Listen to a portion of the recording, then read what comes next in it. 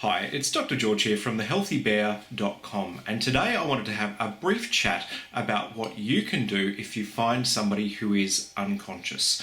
I think this is a pretty important topic because it can happen for many reasons, including medical issues, as well as accidents, or perhaps even overdoses with alcohol or drugs.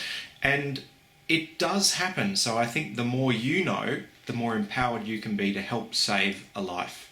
It's a very simple, straightforward process, and the acronym is Doctors ABC. And basically, the first thing you need to do is check and see if there's any danger around. Are there any needles sitting around the person? Or perhaps are they holding an electrical cord? That could be a sign that they've been electrocuted. Or, is there anything obvious? Are they in the middle of the road? Could we move this person to safety? Once you've established that it's safe to approach the person, the next thing is to check if they are responsive. A simple way to do this is gently rubbing your hand on their chest or gripping on their shoulders and saying, "Look, mate, are you awake? Can you hear my voice?" If they do not respond, then that's a good sign that they're most likely unconscious and may need additional help. If they respond and say, "Yeah, I'm awake, I'm fine," or they groan a little bit, that's a good sign that they're breathing, and two, they're responsive. Either way, the next most important thing you need to do is send for help. Get somebody to grab a mobile phone and call for an ambulance immediately, or find out if there's a doctor nearby and get their help.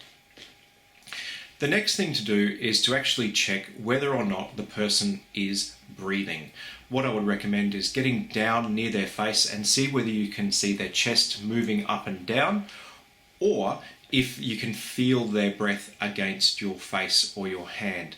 If they're not breathing, then we need to proceed further. If they are breathing, then the best thing you can do is roll them onto their side into the recovery position, and again, make sure that help is on their way.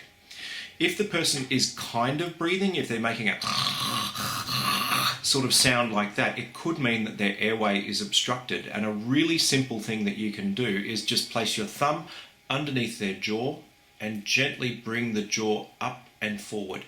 That, more often than not, can clear the airway and allow them to breathe. It's a bit of an uncomfortable position to sit in, so you can put your hands behind their jaw and just gently support that while you wait for help.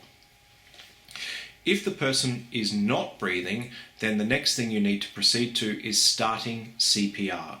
And I've got a video below on what to do with regards to CPR. Basic idea is that you go for the middle between the notch here and the sternum here, and you place your hands in the center and start pressing against the chest there. As I said, it's covered in the video below, but the most important things you can do to help save a life in an emergency is, first, make sure that you're not going to get yourself into trouble as well. Check for danger. See if the person is responsive or not. If they're not responsive, call for help immediately, and then check on whether or not they're breathing. If they're breathing, great. Put them into the recovery position. If they're breathing but it sounds loud and harsh and troubled, gently put your thumb underneath their jaw or behind their jaw to open up the airway. If they're still not breathing at that stage, you need to proceed to CPR and continue doing CPR until help arrives. I hope that's been useful for you. See you later. Bye.